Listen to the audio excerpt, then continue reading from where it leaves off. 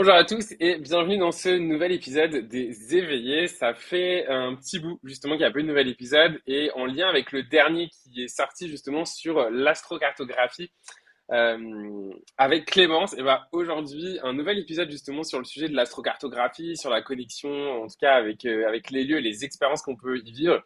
Et je suis super content en fait d'accueillir Anne-Julie qui est là avec moi. Hello! Moi aussi, je suis super Euh, contente. ouais, petit contexte pour voilà pour vous qui nous écoutez. En fait, Anne-Julie est une amie que l'univers a mis sur mon chemin et que j'ai rencontrée en fait lorsque j'étais à Bali. Encore une super belle personne, une super belle rencontre. Et justement, il s'est avéré un peu naturel en échangeant en fait de se faire un épisode justement pour faire le lien en fait entre notre rencontre, l'expérience de Anne-Julie à Bali, mon expérience à Bali, et justement de faire le lien avec la géobiologie, avec l'astrocartographie. On va pas forcément parler que Bali parce que, puis je vais pas vous spoiler, parce que justement, Alors, ouais, déjà, donc j'ai 37 ans. Ça fait, je pense, depuis 2017 que j'évolue, moi, dans le milieu du développement personnel. J'ai eu un appel pour commencer pour l'hypnothérapie. Je me suis d'abord formée en autodidacte et puis après, j'ai enchaîné les formations professionnelles. Je suis devenue coach mental. Je suis passée par un... Je suis joueuse de poker aussi, donc du coup, ça a été très clair à un moment donné pour moi d'accompagner les joueurs de poker dans le coaching mental et dans leur préparation mentale. Après, j'ai pris du recul et je me suis concentrée moi sur ma carrière de joueuse. Et là, ça fait un peu plus d'un an que j'ai repris mes activités de coaching à côté de tout le reste parce que voilà, j'ai envie de faire vivre tout ce qui me tient à cœur, toutes mes activités. Donc voilà, le poker, c'est toujours là. Aujourd'hui, je suis coach mental et transgénérationnel. J'accompagne les gens à se libérer en fait de leur héritage émotionnel, à déplacer leur plafond de verre. Et voilà. Et je me forme aussi au tatouage parce que j'ai envie de nourrir toutes mes passions. Et Bali, en fait, dans un premier temps, avant Bali, ça a été un appel pour l'Asie. Alors que et ça a vraiment été soudain parce que avant, c'était pas forcément un continent qui m'appelait. Les voyages m'ont toujours appelé, mais c'est vrai que j'avais pas quelque chose pour l'Asie, quoi. Et puis j'ai voyagé en Corée du Sud, j'ai dû prendre un billet d'avion et de voir où ça allait me mener. Et au final, c'est ce que j'ai fait. Et en fait, j'avais très envie d'aller à Bali parce que c'est une terre spirituelle et je savais que j'allais pouvoir y vivre toutes sortes d'expériences et sans même les chercher. Si je voulais les chercher, c'était possible parce qu'il y a une offre au niveau des médecines ouais. ancestrales en fait à Bali qui est énorme quoi. Si vraiment tu veux travailler sur tout l'aspect spiritualité ou même juste te connecter à une énergie spirituelle, voilà, c'est très chargé énergétiquement. Mais la vie m'a fait passer par un autre chemin. J'ai pris un billet d'avion pour le Vietnam en me disant, bah tiens, je vais voyager au Vietnam pendant 45 jours. Au final, je suis arrivée au Vietnam. Je suis restée 5 jours. Mon corps a littéralement, mon corps a littéralement rejeté le Vietnam, quoi. C'était vraiment Bali, quoi. Et c'est très marrant, c'est que le moment où j'ai pris la décision en plein milieu de la nuit, que mon corps m'a dit stop quand j'étais à Ho Chi Minh, euh, j'ai pris le billet d'avion, il y a eu comme un soulagement qui s'est fait. Tout le transit à l'aéroport a été hyper fluide. Je me suis retrouvée dans l'avion. J'ai vu une libellule passer sur le hublot. La libellule, c'est le signe qui m'accompagne depuis plus de 2 ans maintenant, tu vois. Elle est toujours là dans les moments de transition comme ça. Donc je me suis dit, bon, ok, c'est à Bali qu'il faut que j'aille. Et puis à Bali, plein de choses se sont enchaînées. Donc c'est Déjà, vraiment je vais te dire, une part de synchronicité un petit peu, enfin à la ouais, fois entre écouter tes ressentis plus une forme de synchronicité avec des signes dont tu parlais avec c'est la ça. libellule qui t'ont amené un petit peu finalement à Bali quoi. Ouais, les ressentis, mais surtout les signes corporels. C'est vrai que quand il se passe quelque chose chez moi, quand je suis pas alignée avec quelque chose, ça se passe toujours par le corps et de manière parfois, voilà, très intense, on va dire. Mais pour moi, tu sais, tu le disais, Bali, effectivement, il y a une énorme offre euh, en lien avec la spiritualité, etc.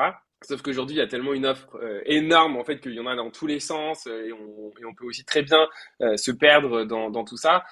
Moi, j'avoue, j'ai un discours et je pense que je vais forcément faire réagir en disant ça et avoir des haters ou quoi que ce soit, mais c'est pas grave, c'est partie de mon chemin de l'assumer aussi. Je pense qu'aujourd'hui, il y a une médecine, il y a surtout une intelligence de la Terre à Bali, dont même les balinés, en fait, sont un peu déconnectés, en fait.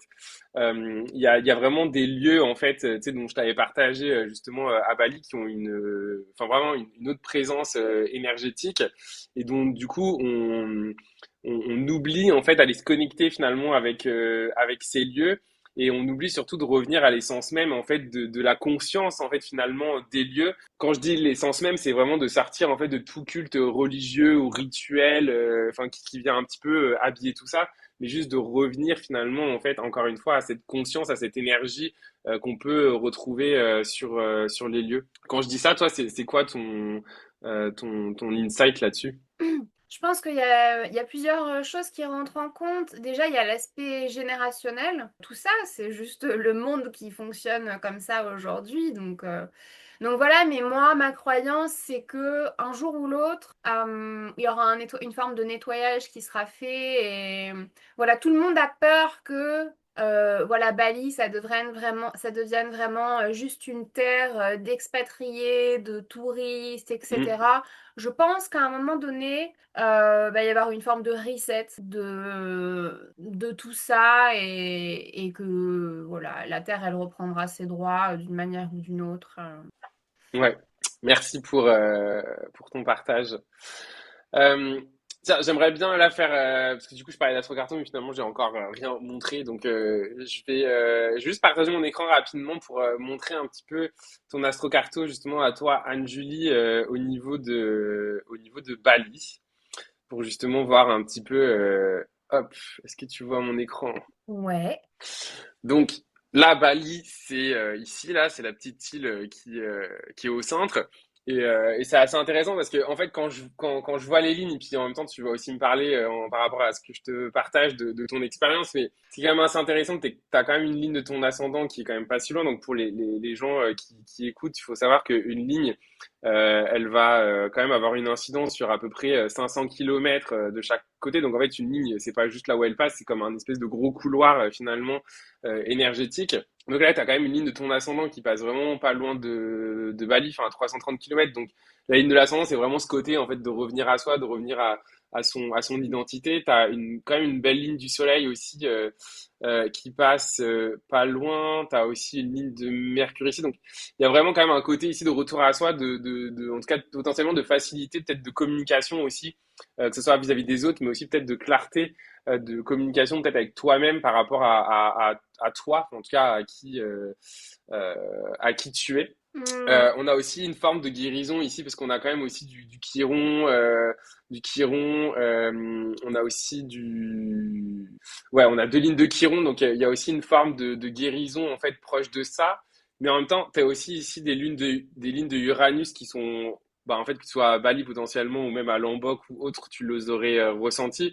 Mais du coup, il y a quand même une énergie ici assez puissante dans ta carte de transformation justement et Hmm. de guérison en fait. Donc Ouais. c'est assez intéressant de le voir, sachant que Uranus, bah, enfin, pour information, Anjus s'y connaît quand même en astro, mais là je le parle plus pour ceux qui nous écoutent aussi. Uranus c'est une énergie en fait, en tout cas surtout sur l'astrocarto, où c'est des changements assez radicaux qui peuvent être assez inconfortables. Alors bien sûr, il faut le voir aussi au regard en fait de sa charte. Bah de sa charte natale aussi, tu vois. Toi, tu as quand même ton Uranus aussi en Sagittaire, donc c'est intéressant aussi parce que toi, ça veut dire aussi que tu as cette notion de guérison et de changement aussi avec le voyage, parce que Sagittaire, c'est quand Ouais. même beaucoup le voyage. Alors là, encore une fois, je fais des parallèles par rapport à l'astrocarto et à ce que ça peut représenter. Et donc, du coup, ça veut dire aussi que tu as cette énergie de guérison en lien aussi avec le voyage et tu t'en parlais, hein, que pour toi, le voyage, c'est quelque chose Hmm. d'important aussi. Donc finalement, en voyageant, ben, tu transmutes aussi et tu guéris quoi, d'une certaine manière.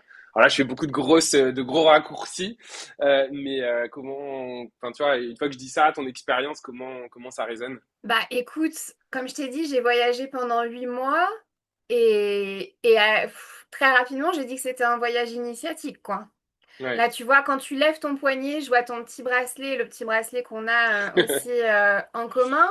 Ouais. Bali, en fait, ça a été l'ouverture en fait du voyage.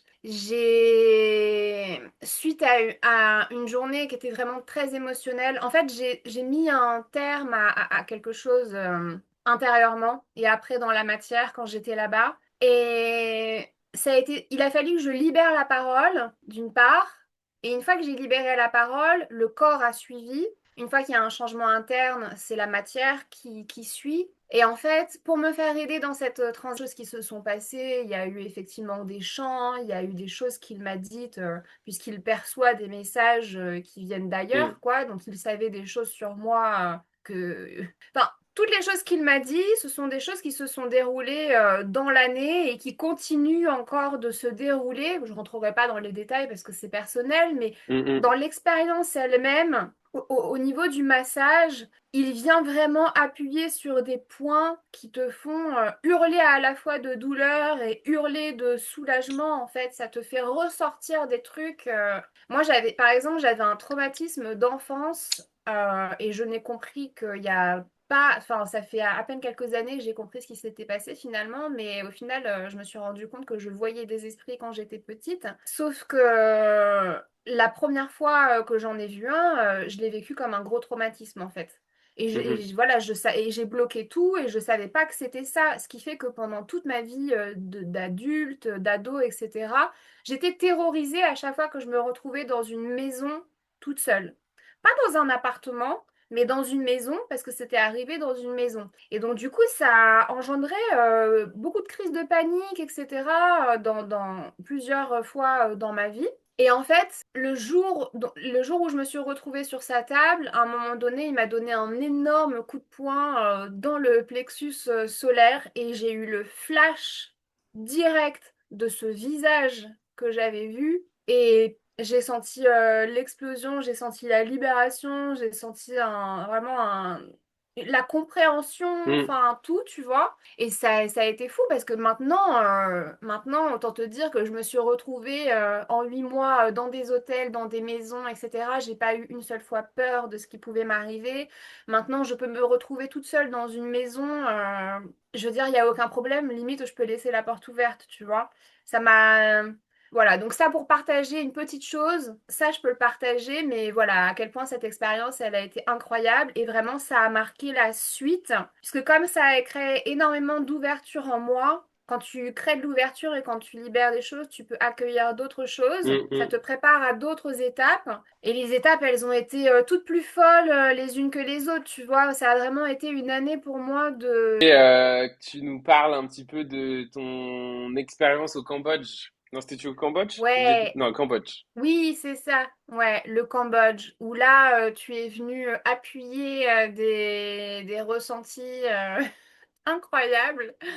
Où en fait, quand je suis arrivée au Cambodge, je venais de passer plus de 2 mois en Thaïlande et j'arrive au Cambodge et j'ai été submergée par tout un tas de choses. Mais d'un coup, ça a vraiment été violent. Déjà, je me suis retrouvée à peine arrivée, je me suis tapée, encore une fois, mon corps a réagi émotionnellement et physiquement. Je me suis tapé une cystite quasiment sur toute la durée du Cambodge, alors que c'est quelque chose qui ne m'était pas arrivé depuis plusieurs années. C'est arrivé comme ça sans raison et violent, quoi. Et tous les matins, je me levais, j'étais oppressée, je pouvais pleurer comme ça d'un coup sans raison. Il y avait vraiment une énergie, quelque chose qui me happait, quoi. J'ai très vite Mm. compris de moi-même, comme je suis très connectée aux énergies des lieux, quoi, que j'avais toute l'histoire des Khmers rouges, de la guerre, etc. Enfin, que la terre du Cambodge était vraiment très chargée, notamment Phnom Penh. Et donc les 2 semaines ont été vraiment très dures et très violentes. J'ai senti une libération incroyable quand je suis partie. Et donc dès que je suis rentrée à Bangkok, on s'est eu au téléphone, je crois, le lendemain et je t'en ai parlé. Et du coup, tu m'as fait part de plusieurs choses. Déjà de quelque chose que tu percevais par rapport à une libération de vie antérieure. Et tu as regardé ma carte et tu as vu que Phnom Penh était traversé, je crois, directement par Pluton. Je crois que c'était ça. et que Ouais, voilà, c'était vraiment une terre de transformation là-bas pour moi qui était waouh. ouais, je vais vous montrer. Et comme ça passe pas très loin du Vietnam, ben, je crois que le Vietnam, Cambodge, tac. Et en fait, ta ligne de Pluton, elle est là, donc effectivement, ça passe ouais, en plein milieu, quoi. complètement. Donc après, c'est intéressant ce que tu as amené. Et en tout cas, merci aussi de ton partage, enfin, de ton témoignage finalement par rapport à ce que je t'ai amené. Mais ce que je trouve intéressant aussi dans ce que tu dis, c'est aussi d'amener la compréhension que, encore une fois, et c'est comme tout, enfin, l'astrocarto, c'est un outil. Mais encore une fois, tout est dans tout, dans le sens que c'est aussi cette compréhension que oui, l'astrocarto, c'est de projeter finalement les énergies des étoiles sur la Terre et de comprendre qu'il y a certains lieux, donc certains endroits en fait qui vont avoir voilà des énergies différentes que d'autres, mais il y a aussi les mémoires des lieux et les lieux en eux-mêmes. Et c'est ça aussi qui t'amène, c'est que dans ton expérience, finalement, il y avait un espèce de combo entre l'astrocarto avec cette lune de Pluton, finalement, qui venait forcément t'affecter, mais qui venait aussi comment dire, en miroir, enfin en résonance, c'est ce terme plutôt en résonance, en fait, avec des mémoires des lieux. Et en fait, quand on a des mémoires de lieux, et j'ai pu le Mm, voir avec des complètement. planètes comme Pluton, Chiron, Uranus ou Neptune, qui viennent en fait en résonance avec des mémoires de lieux, ça va être assez intense parce que ça va venir Ouais. activer encore plus en fait en nous. Ça peut être confortable comme inconfortable. Alors en général, malheureusement, c'est plus inconfortable que confortable. Alors après, l'inconfort, ça veut tout rien dire. Hein. Ça dépend à quel niveau on résiste aussi à Mm, le vivre et à quel point on s'acharne aussi des fois par rapport à ça. Mais comme je le dis souvent, en astrocarto, parce que tu sais, aujourd'hui, l'astrocarto, ça devient de plus en plus tendance là. Du coup, tout le monde te dit oui, il y a des lieux magiques, d'autres moins bien. Pour moi, c'est du bullshit. Tout est une question en fait de nuance et d'énergie et surtout de qu'est-ce qu'on cherche à expérimenter. Parce que finalement, même ce que tu as expérimenté au Cambodge, ben à la fin, c'est quand même positif parce que du coup, ça t'a permis de nettoyer des choses, de laisser finalement remonter des choses, de purifier finalement certaines mémoires que tu aurais peut-être pas fait si t'étais pas allé là-bas. Enfin, tu vois. ouais, complètement. Et puis surtout, j'ai envie de rebondir sur un truc. Moi, pour le coup, dans tout ce voyage, j'étais en recherche de rien du tout, à part en recherche de moi. Mm. Tu vois? Je savais que d'une manière ou d'une autre, j'allais me trouver profondément, tu vois, qu'il allait avoir un avant et après. Mais sinon, voilà, c'est vrai que je me suis jamais dit, je vais aller au Cambodge pour libérer ça, etc. Bah J'étais au oui. courant de Ouais. rien, en fait. À chaque fois, j'étais en réception de la vie. Ouais. Et donc, Parler finalement si j'étais pas à Bali. Alors d'une parce que forcément en fait on serait pas connu déjà de base, mais deuxièmement parce qu'en fait c'est là-bas que même mon business il a shifté. Avant je faisais pas d'astro carto, je faisais pas d'astro même du tout. Enfin j'étais intéressé mais professionnellement j'en faisais pas, je faisais pas de géobiologie non plus. Enfin en fait ça c'est complètement shifté là-bas et c'est là-bas que j'ai compris certaines choses, mais encore une fois basé sur mon intuition.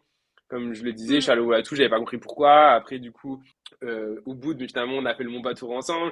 Et en plus, c'est marrant parce que c'est uniquement après, même que toi, je t'ai expliqué en disant, mais c'est fou, en fait, j'ai fait ces lieux-là. Et en fait, en faisant des recherches, je m'étais rendu compte que ces lieux, j'ai commencé à les faire dans un lieu bien précis et qui faisait partie, en fait, de ce que, enfin, moi, j'ai appelé la voie de la purification. Mais finalement, en fait, il y a un Anglais, Robert Kuhn, qui a écrit un bouquin justement sur les chakras de la Terre et qui parlait là-dedans de cette fameuse voie de la purification et en fait des ley lines du Dragon Ley Line hmm, dont Bali était en plein dessus parce qu'elle se croise à deux endroits, au lac Titicaca et à Bali.